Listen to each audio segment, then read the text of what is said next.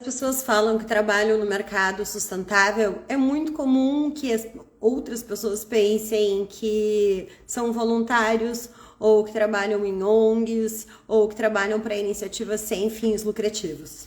Mas você sabia que existe no Brasil a indústria 2.5? A indústria 2.5 é repleta dos caras que eu chamo de os empreendedores da nova era, que são pessoas que já se deram conta que sustentabilidade é uma ação estratégica, que isso pode sim ser aplicado no seu ofício e que fazem disso suas fontes de receita. E ela é chamada de indústria 2,5 por causa disso, porque ela não é a indústria 2.0, que é uma indústria só pensando em lucro e não se configura dessa maneira. Também ela não é uma indústria que está no terceiro setor, que é sem fins lucrativos.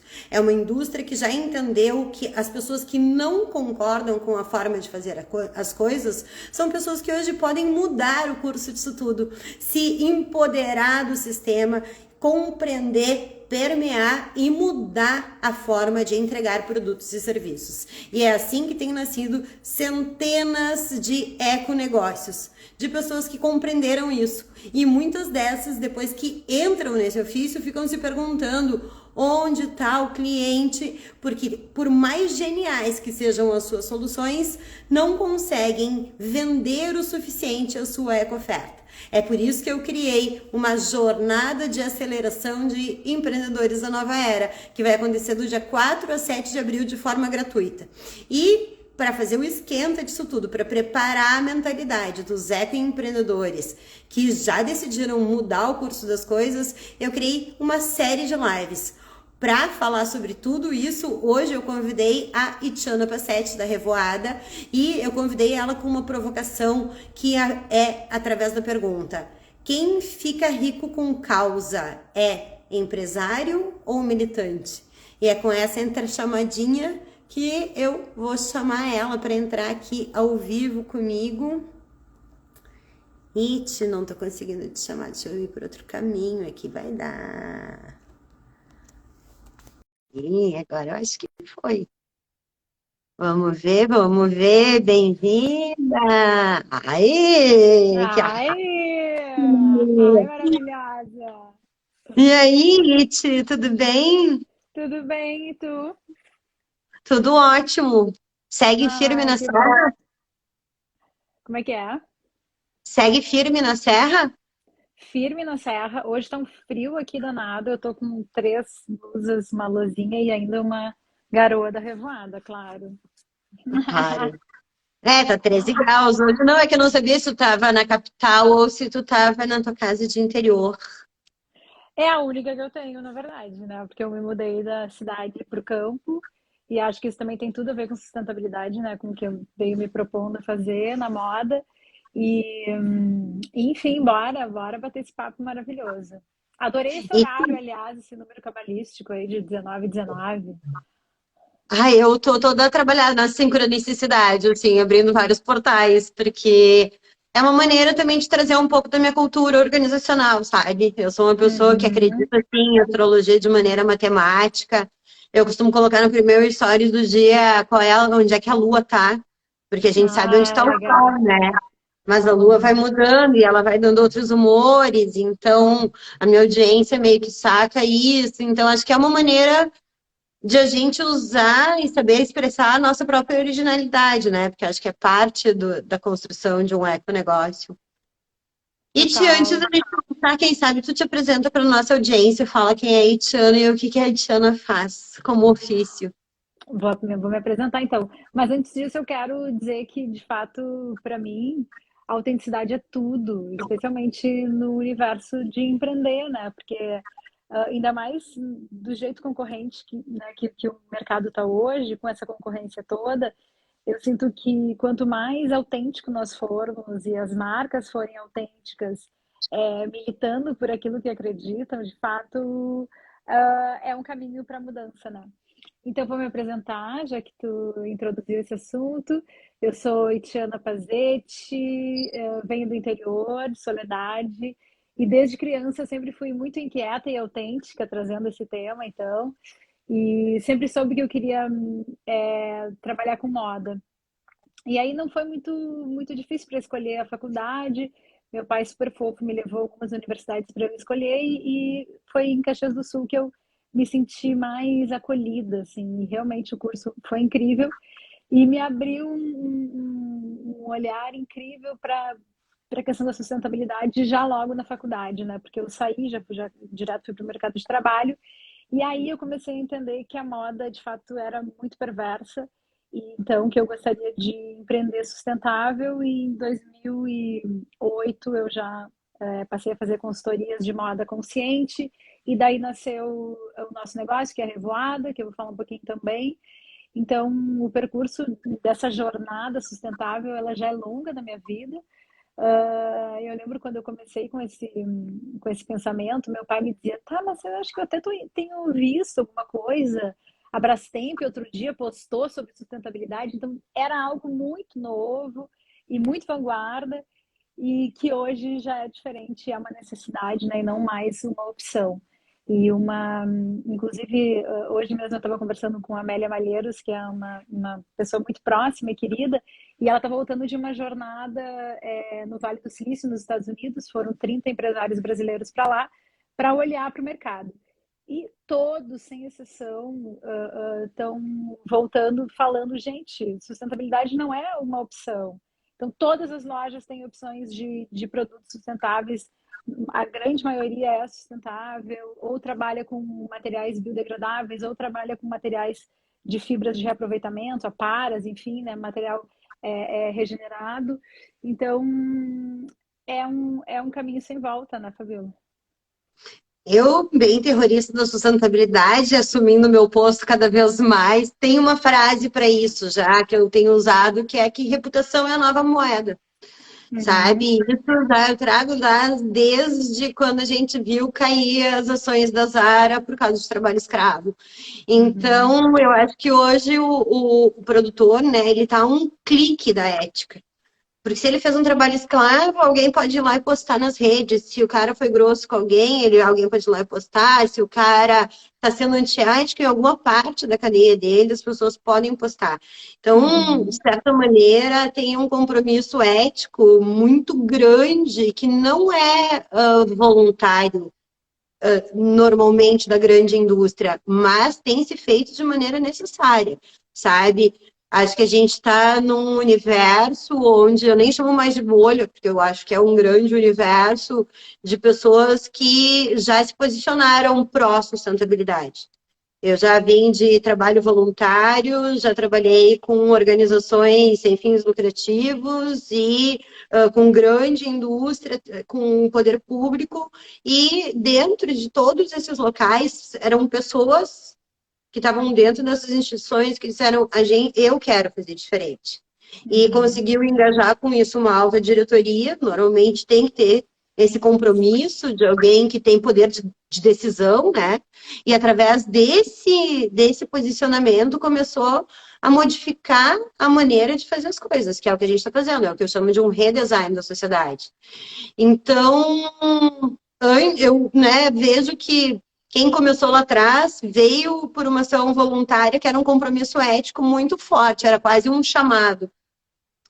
E esse lado humano, It, ele traz uma coisa muito linda, porque tu chega tu começa a acreditar de novo no mundo, tu começa a acreditar de novo nas pessoas, tu começa a acreditar no movimento.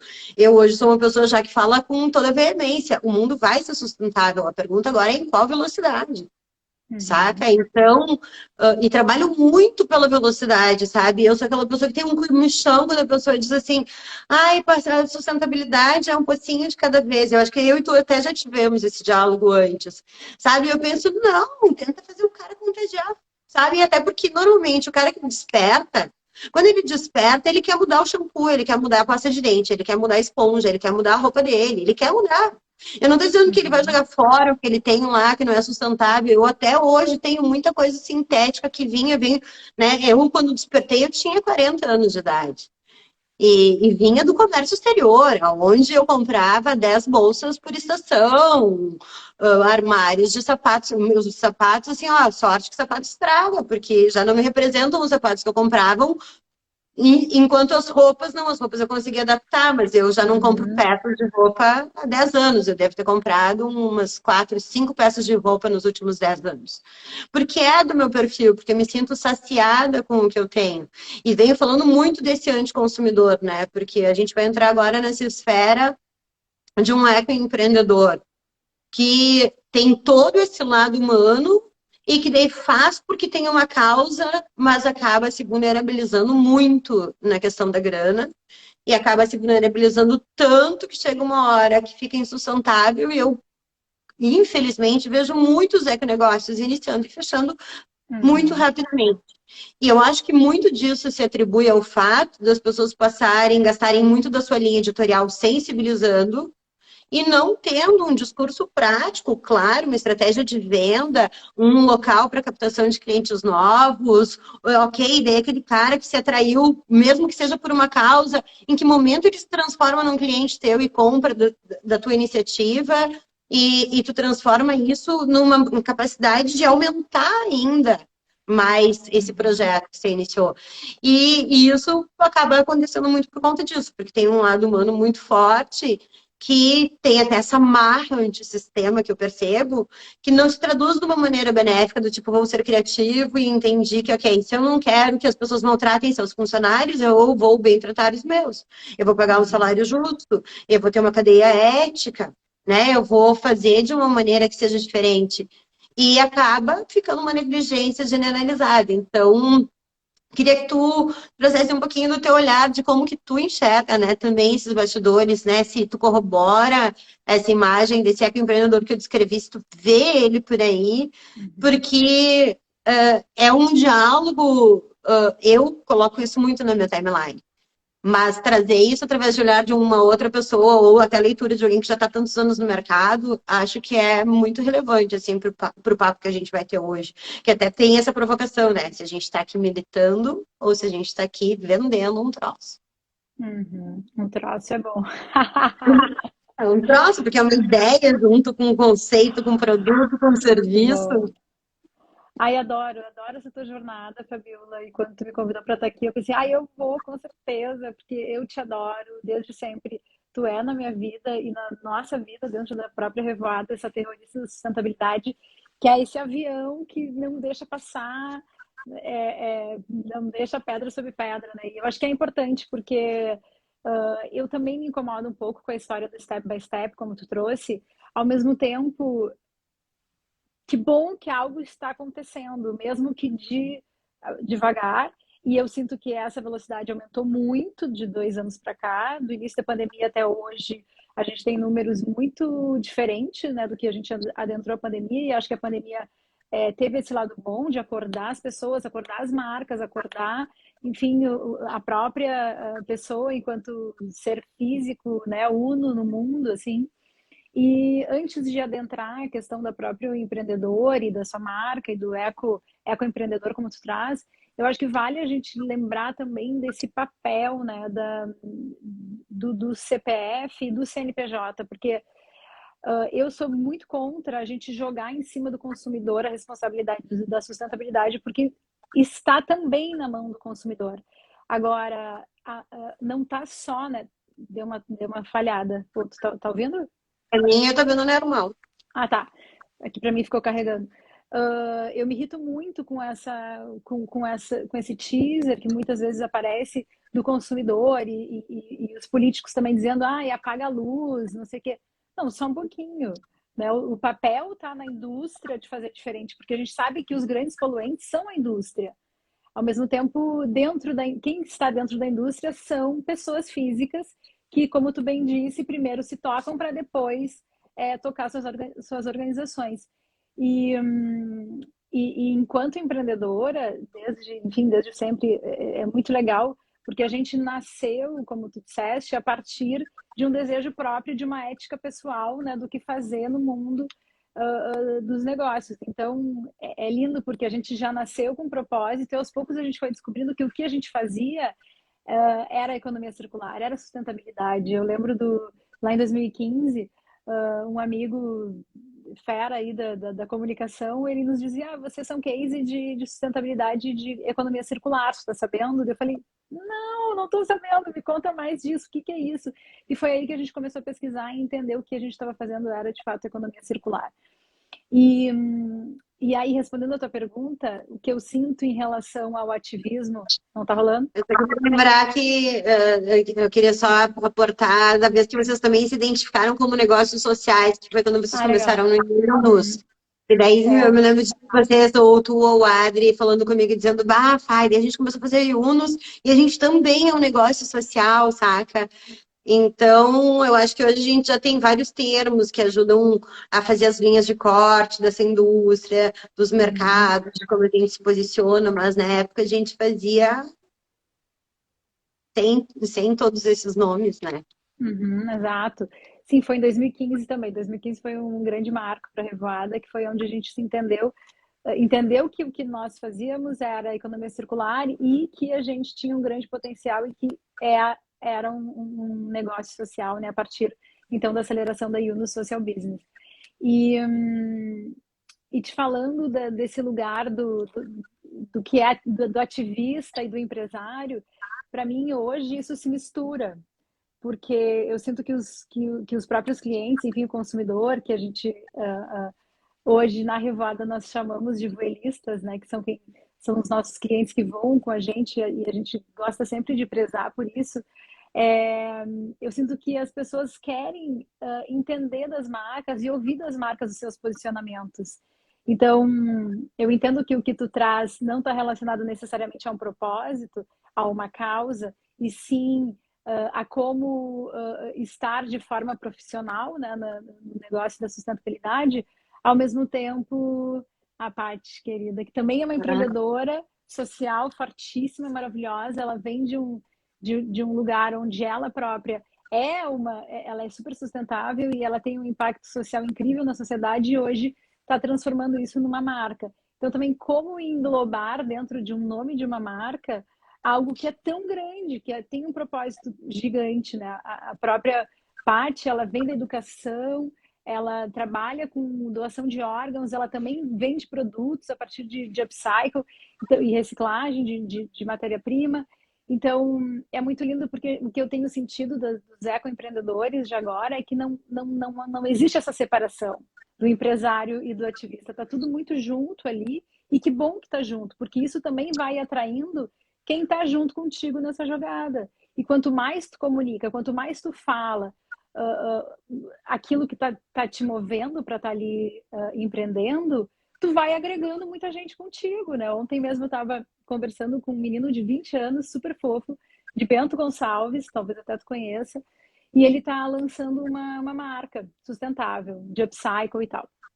E aí ele veio com seu pitch, todo engajado, e aí chegou no momento do propósito, ele disse, só estou falando para ti, mas eu não sou uma pessoa religiosa, ao mesmo tempo eu tenho fé, e eu acredito nisso, naquele outro. Eu falei, nossa, que oportunidade de tu colocar isso na tua marca. Não tem problema que tu não tenha uma religião. Agora, que massa tu poder dizer isso tudo que tu está falando para mim, para o teu cliente.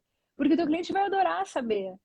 E outra, eu sinto que ele fala direto com a geração Z. Eu sinto que a geração Z, especialmente, não está afim de consumir de quem não se posiciona. Não está afim de consumir de quem está em cima do muro. Está afim de ir atrás de marcas que ele apoia a causa, né? Então, para mim, realmente não há mais essa separação do ativismo com o empreendedor. E acho que daí também tem um ponto para a gente conversar, que é algo que tu traz muito forte, que é esse lance da sustentabilidade de pés descalços, né? Ou da sustentabilidade não trazer um direito a uma abundância financeira porque está trabalhando com uma causa. E aí, para mim, o que eu sempre falo e sinto e venho batalhando por, e acho que depois de 10 anos de Revoada que a gente está chegando num lugar de começar a ter um retorno financeiro aquém do trabalho que a gente faz, porque até então a gente veio resistindo muito e muito também injetando dinheiro na marca para poder sobreviver. Eu sinto que. Me perdi um pouco.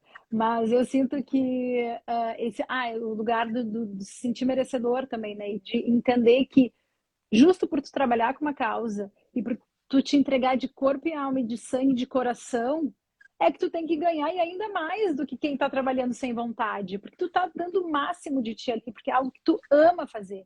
E se tu ama fazer, que bom, né? Que bom, tu merece toda a abundância do mundo.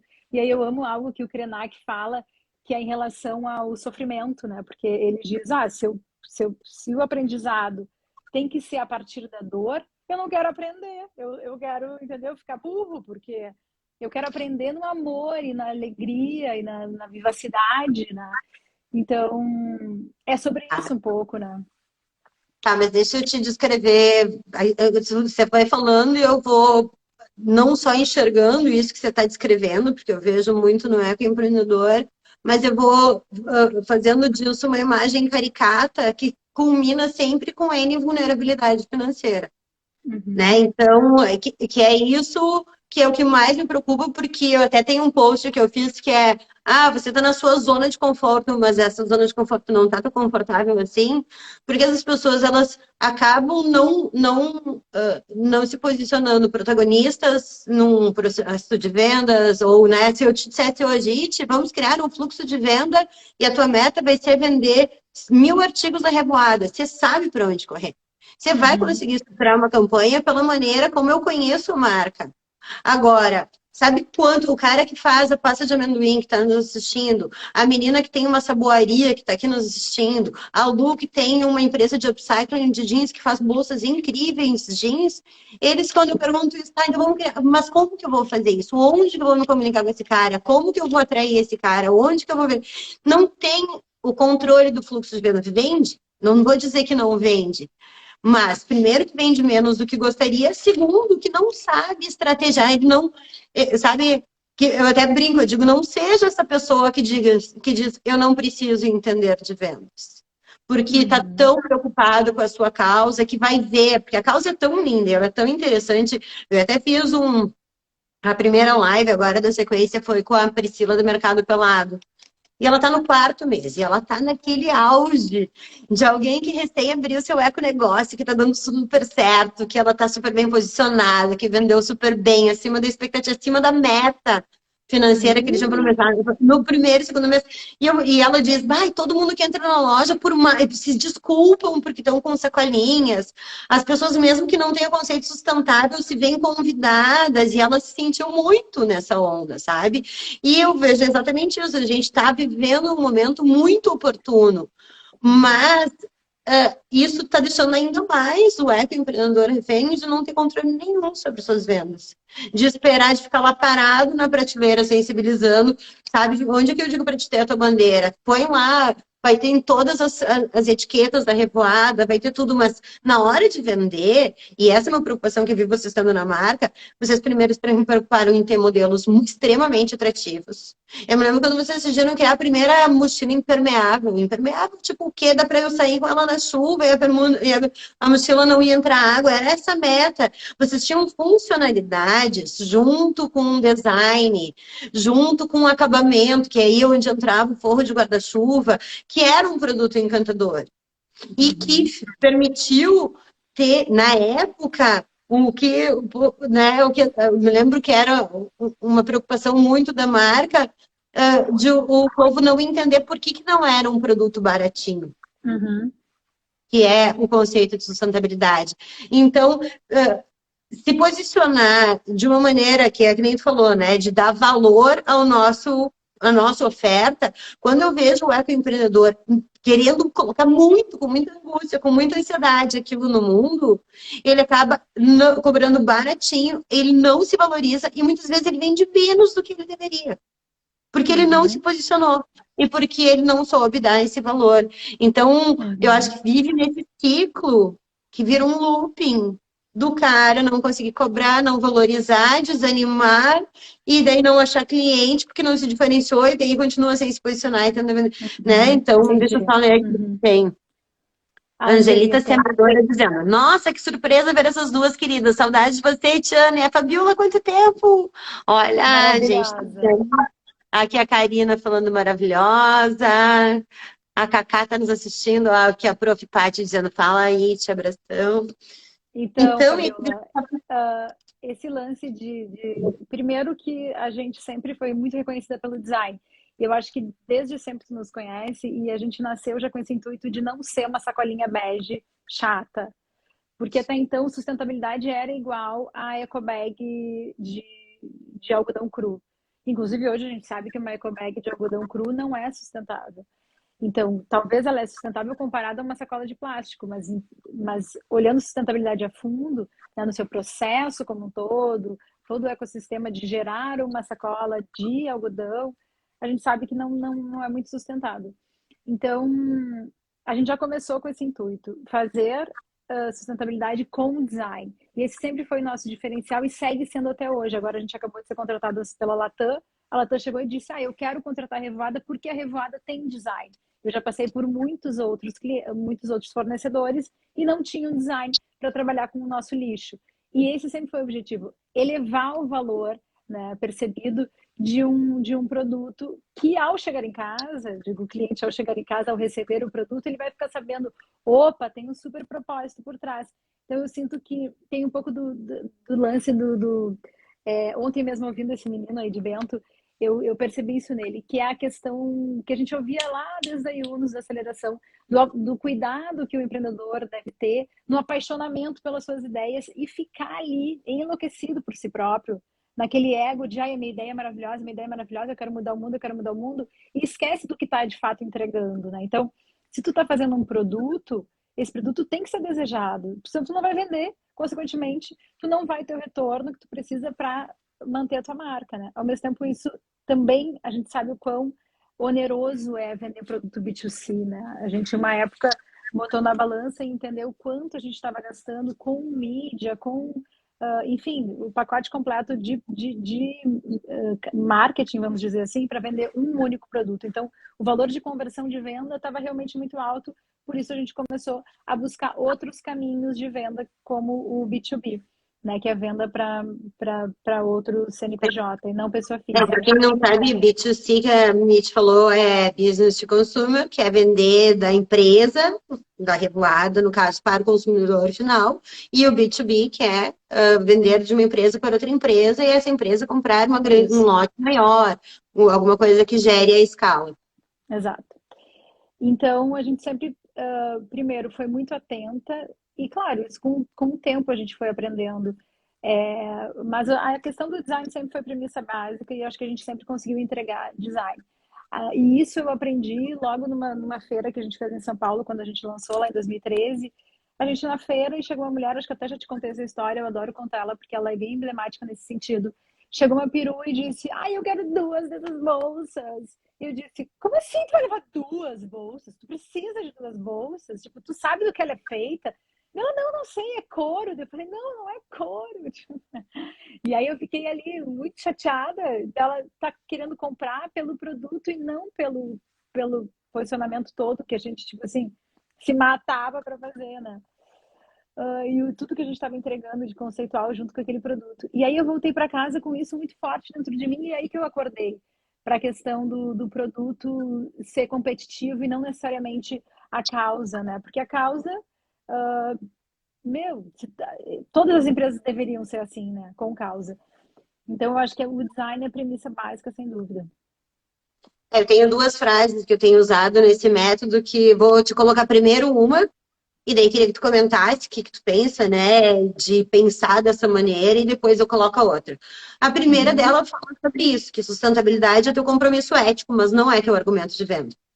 E dentro do método que eu criei, esse método que se chama Sustente-se, que é um método que daí junta desde o cara tirar a ideia do zero do papel e levar até a primeira venda, que é um curso chamado Fábrica de Futuro, até se posicionar no mercado. O cara que já tem um negócio, ou mesmo que esteja abrindo, se posicionar no mercado de uma maneira original, que é mais o que vocês fizeram, mais ou menos, e através disso ter um posicionamento de marca que vai ter esse controle, que vai ter um público apaixonado, que dá valor para sua oferta, que compra pelo preço cheio, que fica tão encantado que acaba te recomendando por outras pessoas. Então, tu acaba vendendo mais com menos esforço. E eu tenho defendido isso desde, sim, que nem tu tá na moda e fica talvez mais claro fazer isso. Agora, se eu tiver uma empresa de placa solar, que foi o Rios que eu soltei hoje, por que eu vou me posicionar no mercado? Bom, porque eu posso estudar minha região, eu posso ver qual é a indústria, o tipo de empresa ou o tipo de hotel, o que mais se beneficia com o tipo de placa solar que eu tenho, eu estudo aquele segmento e daí eu vou ter mais argumentos de venda, eu vou ter coisas bem específicas, eu vou estar especializada na instalação, eu vou gastar menos tempo para projetar, porque vai ser muito mais parecido, então eu vou ter um posicionamento de mercado que me beneficia operacionalmente, mas que me facilita a venda. Então, eu tenho dependido muito que tu tenha um argumento de venda funcional, que tu tenha um argumento de venda mostrando que a tua roupa é sexy, que ela é desejada. E, ok, na etiqueta ele vai ver que isso é sustentável, e quando ele vê que isso é sustentável e ele for sustentável, ele vai se apaixonar por ti, ele vai fidelizar em ti, ele vai contar para todo mundo porque ele teve essa conexão. Mas se a gente pegar o número de consumidores sustentáveis, se a gente pegar dados estatísticos que hoje existem, né, eles estimam que os sustentáveis é uma minoria da curva de inovação. A curva de inovação, se tu olhar no Google exatamente agora, ela corresponde a 2,5% das pessoas. Então, quando tu deixa de vender com um argumento sustentável, é como se tu estivesse conquistando 97,5% do mercado. Tu está vendendo porque tua bolsa é linda, porque, sei lá, porque a mochila é impermeável, ou sei lá, que outro atributo funcional tu encontrou que conecta com aquele teu público. Então, eu queria que tu comentasse um pouco disso, se eu dissesse hoje, e vou pegar um caso extremo, porque a gente está aqui exercitando, porque eu já até imagino a resistência. Mas se eu te dissesse, It, vamos fazer hoje uma campanha para Revlada que tenha zero argumento eco, para a gente se posicionar no mercado e tu não usar sustentabilidade como teu argumento de venda, e só como posicionamento ético. Como tu reagiria como empreendedora, como tu te sentiria com tudo isso e quanto tu aposta num método como esse? Hoje eu te diria que eu embarco feliz na jogada, porque eu já me desconectei internamente dessa pessoa que necessita que todos fiquem sabendo que o meu produto é ecossex, vamos dizer assim, como a Insecta muito bem coloca desde sempre, eu acho que é um bom argumento, né?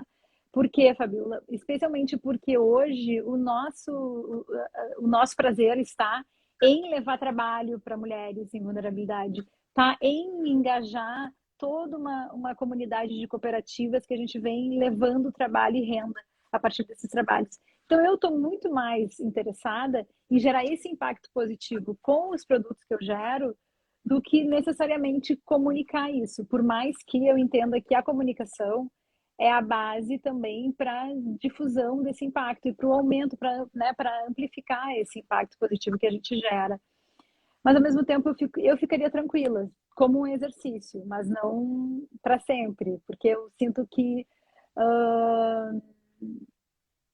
não sei, eu acho que para sempre eu não deixaria de comunicar o impacto, sem dúvida, porque é isso, porque ele é exponencial. Não, mas Nem é essa a ideia do método. A ideia do método é que tu trabalhe muito bem a rastreabilidade. Que nem quando eu falei com a Pri do Mercado Pelado, ela disse, ai, eu não sei que passar a minha curadoria toda que tem aqui na loja. Eu disse, Pri, tu vai pegar no Mercado Pelado e tu vai saber, bom, todo mundo que compra shampoo tem preocupação com parabeno. E daí tu vai colocar tudo que tu sabe daquele shampoo que não tem parabeno e tu vai ganhar essa... Então, tu não vai colocar toda a tua curadoria. Tu vai pegar as coisas mais tóxicas que tu tá evitando no produto de limpeza e tal, e tu vai fazer uma plaquinha, mostrando a rastreabilidade daquilo. E tu vai entregar toda a tua autoridade com uma plaquinha escrita à mão, se tu quiser. Saca? Então, junto com uma campanha de venda que use zero argumento eco, se trabalha muito a rastreabilidade para te poder encantar. Esse é teu over delivery, é ali que você traz, né, propósito, traz várias coisas, traz a fidelização, traz o encantamento, e isso vai bater em quem tem. Porque daí, junto com tudo isso, eu dou vários truques para o cara realmente encantar o cliente. E eu digo, mesmo que ele não seja o teu cliente sustentável. Porque se tu vender 10 balas de banana eco do cara lá da esquina, que faz tudo de maneira... Ok, você está melhorando aquela condição, saca? Então, eu trabalho muito que o cara não sustentável tenha também ainda algum fator de encantamento para dizer essa bala é a mais gostosa, ou é a melhor, ou sei lá, é a que existe, sei lá, sabe? Então, encontrar um atributo que faça Entendo. sentido. Uhum, Essa é a bala do futebol da minha cidade, sei lá. uhum, Sabe? Tanto que eu digo, tu não tem um atributo, um argumento que te diferencia no mercado, cria um nicho. Eu posso fazer uhum. só bolo sem açúcar para gente cowboy, eu posso fazer bolo sem açúcar só para galera do rock and roll, eu posso criar um nicho que se identifique com a minha personalidade, que nem, né, aqui em Caxias tem o morangos hidropônicos, que é todo o sistema náutico. E daí tu chega lá e tu Uhum. fica, nossa, vê tudo que o cara já viajou, tu vê, né, o próprio mapa que ele usava nos barcos que ele viajava e várias coisas assim, e você vai entrando naquela viagem. Então, Sim, vai você traz, comprando por isso também, né? Uhum. Que é o você que a gente vai. estava falando antes. Ai, desculpa te cortar. Termina. Não, mas bem, só ia fazer essa marca, era fazer esse encantamento, que é isso que a gente. Agora segue na tua fala que vai dar bem. Depois eu corto as interrupções e vai como se for um Muito diálogo. bom, muito bom. Tu para aí no timing também, que eu nem sei. Sim, não, Ah, a gente tá tranquilo aí. tá. Não, esse lugar. Não, não. Sim, estou cortando essa palavra também do meu vocabulário, porque, como tu, adoro as sincronicidades e a palavra, ela tem muita força, né? Então, sim, esse lugar de deixar o consumidor saber quem tu é. O cara náutico lá dos morangos hidropônicos, se fosse só morango hidropônico, talvez não teria tanto sucesso quanto essa, essa história toda que envolve a vida pessoal, né? Eu acho que, inclusive, assistindo um seriado outro dia, que eu não vou lembrar o nome, porque depois que eu peguei Covid, minha memória ficou péssima. Tá? Mas foi uma coisa incrível, que era um senhor caquético, assim, dessas universidades europeias, e ele estava falando sobre a vida de um poeta e lendo esses livros do poeta, e a galera jovem, uma hora levantou e disse, tá, mas tu está citando esse cara batia na esposa dele. E aí ele disse, não, mas o cara tem uma obra fenomenal, então vocês não podem olhar para a vida pessoal do cara. E aí ela disse, não mesmo, estou saindo da tua aula agora, porque não existe mais separação entre o artista e sua obra. E é isso que eu vejo em relação às marcas também, não existe mais separação daquilo que é a vida pessoal do empreendedor e do seu negócio. Porque uma coisa está atrelada à outra, né? É a mesma coisa o Will Smith, que mesmo tu postou que tem um soco na cara de um cara, tipo assim, meu, ele pode ser um puta ator maravilhoso, mas que atitude é essa, cara? Não, não existe separar agora na minha cabeça mais o ator do cara que tem um soco, sabe? Então, é esse lugar também de deixar o cliente saber de ti. Falar, botar tua cara, e agora a gente vem fazendo uma série de mentorias com muitas empresas, indústrias, enfim. E a gente fala mesmo lá para a indústria grandona, que tem o seu CEO, que tem o dono e os investimentos, e os acionistas e tudo mais, e o conselho consultivo. Põe tua cara ali no Instagram. Põe tua cara. Fala pra galera quem tu é, sabe? Tipo assim, de onde tu veio, como tu chegou até aqui. Porque é isso que a galera tá Mas afim de saber. isso só vai servir para um mercado que pode ter rastreabilidade, gente. Por que que tu não consegue separar o ator do hollywoodiano? Esse cara, quantos papéis ele já fez? Quantos papéis diferentes de cafajeste, de bandido e de bonzinho ele já fez? Isso é a máscara que a indústria vestia antes. A gente comprava um rótulo, a gente adorava Johnson, adorava sem saber o que acontecia por trás. Não interessava, tinha. Agora, quando tu vive um mundo ético e tu tá comprometido com sustentabilidade, tu não vai ter problema de colocar a cara. Tu não vai ter Uhum, problema de dar rastreabilidade, né? E tanto que uhum, eu saliento muito que você tenha lá seu compromisso ético, mas não use isso como argumento de venda. E por que que é um compromisso ético? Depois você vai mostrar toda a tua bandeira. Que lá, se você tem um bar gay, você está protegendo minorias. Saca? uhum, Porque as pessoas são vulneráveis ainda hoje, a gente vive num mundo bárbaro, saca? Então, é lindo ver esse movimento. Mas eu vejo que isso vai servir para quem puder ser transparente. Ponto final. Essa é a grande uhum. separação, né? É o que a gente falou lá no comecinho, reputação é a nova moeda. E deixa eu te fazer uma pergunta importante, porque foi uma das chamadas da nossa live. Quando você me falou de que você estava fazendo um projeto com a Latam, eu trouxe uma das chamadas que é como que o teu ecoprojeto chega numa grande indústria.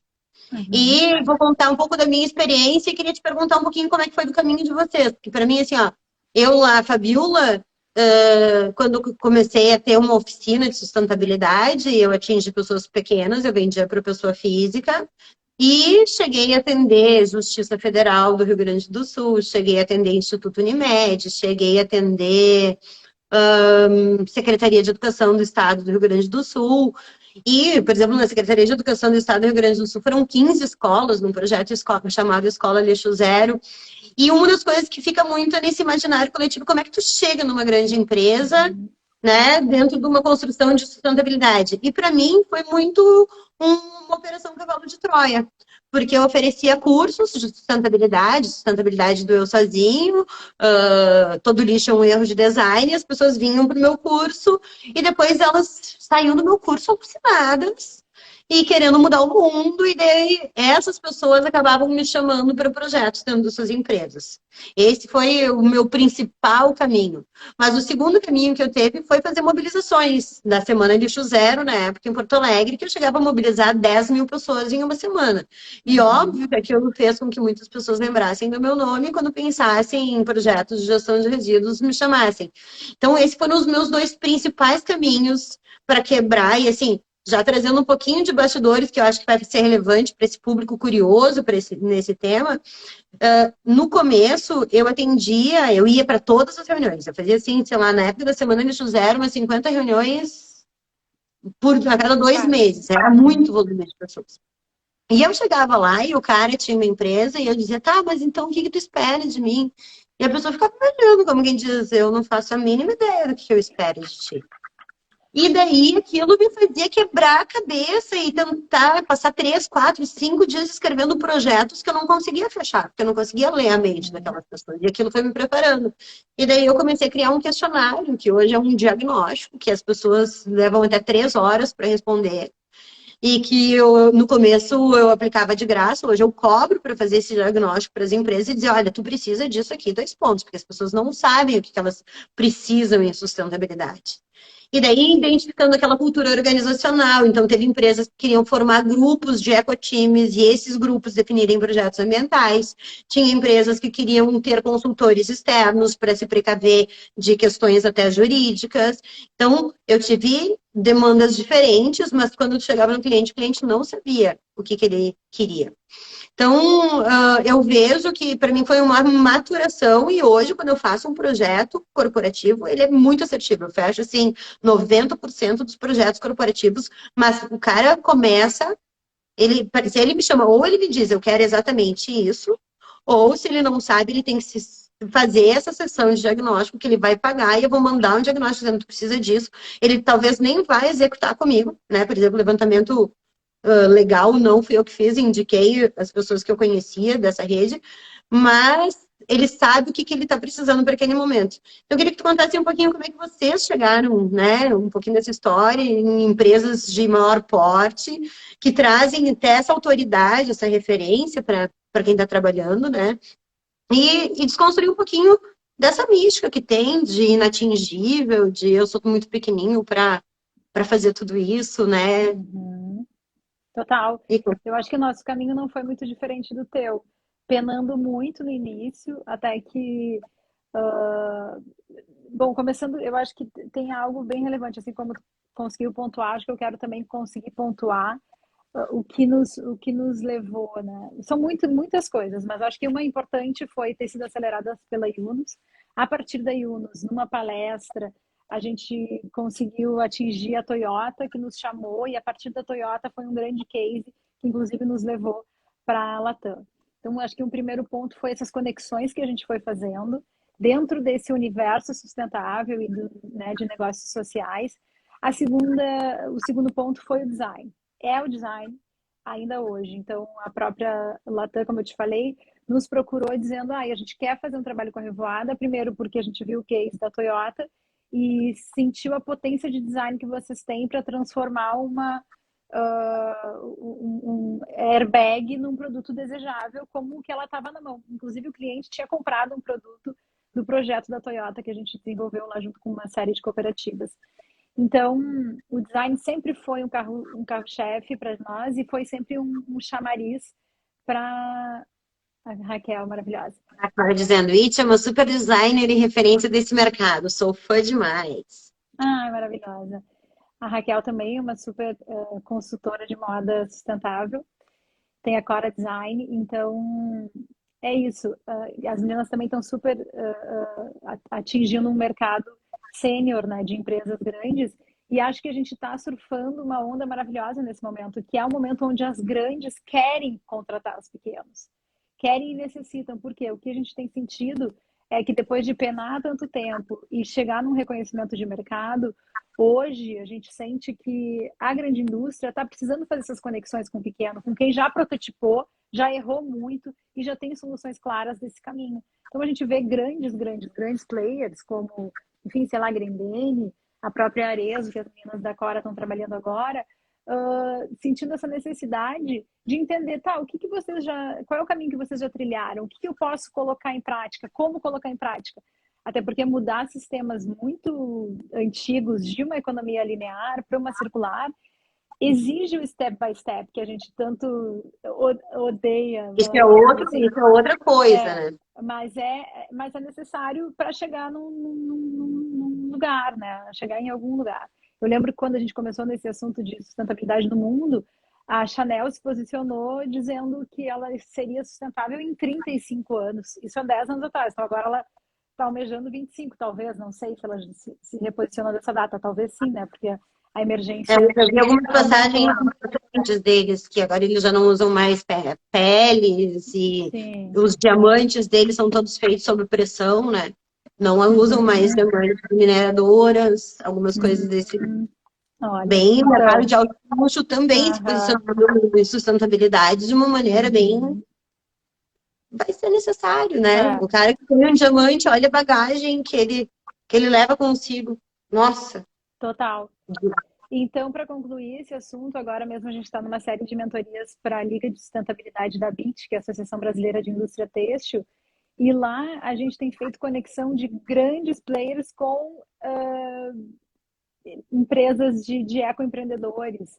Por quê? Porque um é o cara lá da Mancha que descobriu a pigmentação natural, que já saca de alguns processos industriais para levar essa sapiência para dentro da grande indústria, para a indústria começar a prototipar internamente e entender como fazer. Então, o que a gente está sentindo e que a indústria também já se deu conta é que ela pode usar desses estudos que vem acontecendo ao longo de 10 anos, e a maior parte dessas conexões que a gente vem fazendo com os ecoempreendedores são empreendedores há 10 anos, que nem nós, que vem batalhando, que vem estudando, chegando a alguns bons resultados, só que ainda não escalaram. Então é tudo que eles precisam, fazer essa conexão com a indústria. E aí tem o lance também de bater na porta, né? De fazer uma lista de quem tu quer prospectar, mandar e-mail, entender o amigo do amigo que tem o contato e dar a cara, né, para bater, assim.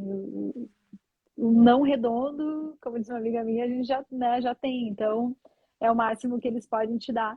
E tá todo mundo aberto, né? Desde que a gente... Ó, meu cunhado entrou aí. Também é gerente de sustentabilidade, maravilhoso, em Portugal. E ele sabe muito bem do que eu vou falar agora, que é o ESG, né? Então, desde que surgiu essa sigla no mundo e esse lugar de necessidade mercadológica para isso, o cenário mudou, né? Então, a gente foi muito mais procurado desde então, grandes exigências, né, de sustentabilidade a partir do ESG, com essa pressão da Bolsa, aceleraram os processos. Então, eu confio também que o viés legal e o viés do negócio impulsiona a sustentabilidade. Então, é um pouco por aí, né? Essa é uma construção que vem sendo feita, que era a parte menos rápida, né? Quando eu falo de tem que ser rápido, eu falo muito do indivíduo, que a gente não precisa pregar que o indivíduo seja devagar. Que o indivíduo pode fazer essa passagem de querer trocar pasta de dente, trocar tudo. Isso é muito diferente de uma indústria já constituída, como o que você estava falando, né? Uma indústria já constituída, ela tem que se desconstruir em processos, em pensamentos, ela vai reelaborar fornecedores, ela vai reelaborar processos, né? Viver a experiência, por exemplo, do que vive uma revoada, que desenvolveu os fornecedores de câmara de pneu, os fornecedores de forro de guarda-chuva, não é trabalho para qualquer um. E o cara que Não. está numa outra cidade, que quer decidir copiar a tua ideia, vai passar pelo mesmo processo, porque ele não vai chegar lá e vai ter onde comprar um forro de guarda-chuva usado ou uma câmara de pneu higienizada ou qualquer coisa que vale. Né? Então, eu acho que nesse sentido, hoje está mais rápido, porque primeiro já não parece tão excêntrico. Né? No começo, a Uhum. gente parecia um bando de louco, pensando diferente, e as pessoas não botavam fé. Hoje a gente já tem essa bagagem, ainda que curta, mas cheia de significado. Eu acho que grande parte do diferencial vem dessa percepção realmente genuína de uma construção muito embasada e muito comprometida, que passou por, né, milhares de provações e que hoje vem se superando e encontrando um espaço realmente no mercado. Sabe? Quando eu comparo eu já até estava pensando bastante nisso. Quando eu estava no comércio exterior, que foi antes de eu trabalhar com sustentabilidade, né? Fiquei 20 anos trabalhando no comércio exterior. Eu fiquei lá líder de mercado em 7 anos, tendo concorrentes com mais de 20 anos.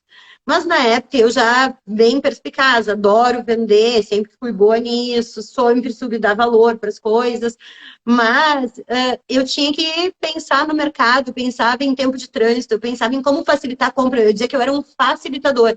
Então eu preenchi o documento para os caras, eu encontrei o que era ruim do meu cliente fazer e fazia. Uhum. Mas era dentro de uma linha muito reta. Desde que eu estou na sustentabilidade, eu já aprendi a promover evento. Eu aprendi a criar curso digital. Eu gravo, edito, eu estou aprendendo sobre pixel. Tem uma série de coisas que vem acontecendo que eu vejo que o empreendedor, que é que nem vocês, para empreender, fazer um eco-empreendimento, foram atrás de borracharia, foram atrás de catadores, criaram um universo muito que eu chamo, que eu comparo com o cientista maluco, né? E por que o cientista é chamado de maluco? Porque ele fica fissurado numa ideia, ele entra naquele laboratório, ele pensa 24 horas, ele fica imerso, e ele não come, na história, a história do Einstein, ele não come, ele não toma banho, ele fica 5 dias lá dentro, quando ele sai pensando no troço e que não falem com ele de outra coisa. E eu comparo um pouco do App Empreendedor com isso, porque a gente está ali Uhum. matutando como que a gente vai fazer, não é se a gente vai fazer.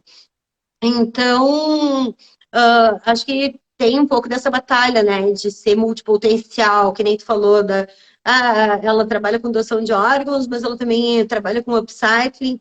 Eu vejo muito isso no perfil do ecoempreendedor. Um cara Uhum. multipotencial, que ele juntou uma série de habilidades e que aquilo sai numa coisa muito única e, e isso é o que dá esse espaço de mercado para os que se diferenciam, né? Uhum. Quando o cara não traz essa peculiaridade, essa atribuição, hum, não necessariamente pessoal, mas que caracterize bastante um pouco, né, uma originalidade.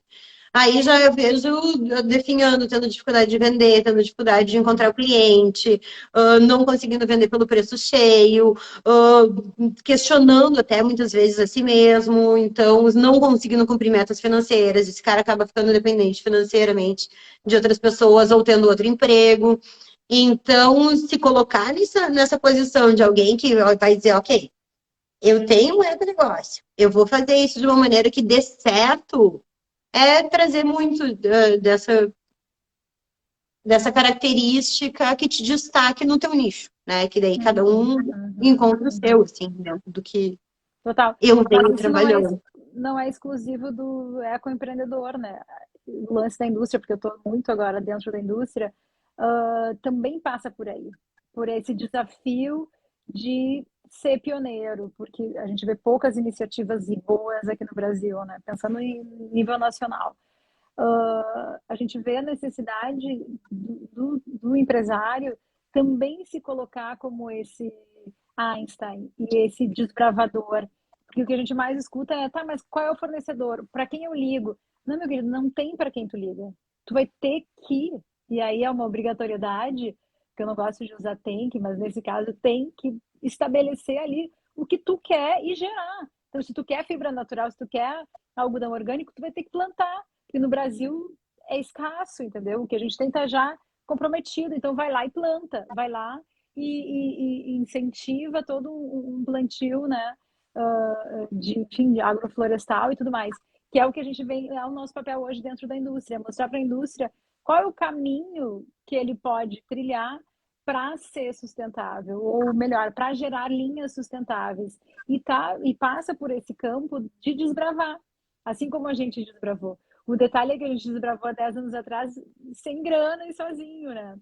Com alguma grana de investidor, maravilhosos, que foram anjos na nossa vida, ao mesmo tempo muito desbravando um campo, abrindo mato a facão, como eu fiz agora aqui com a minha namorada em Nova Petrópolis, que é maravilhoso e que eu sei fazer. Então, eu sinto que o que a gente leva também para a grande indústria é esse lugar de auxiliar a não necessariamente ter que abrir o mato a facão, a dar alguns caminhos das pedras, porque eles, com a potência que têm, com a grana que têm, já conseguem prototipar algo grande e direito, né?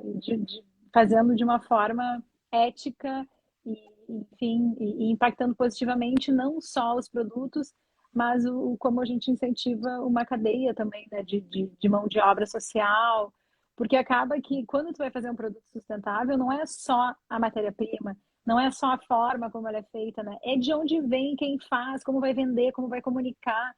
Por exemplo, vai usar um corante natural, tu vai precisar ter uma comunicação muito reta com o teu consumidor, porque aquela roupa é uma roupa viva.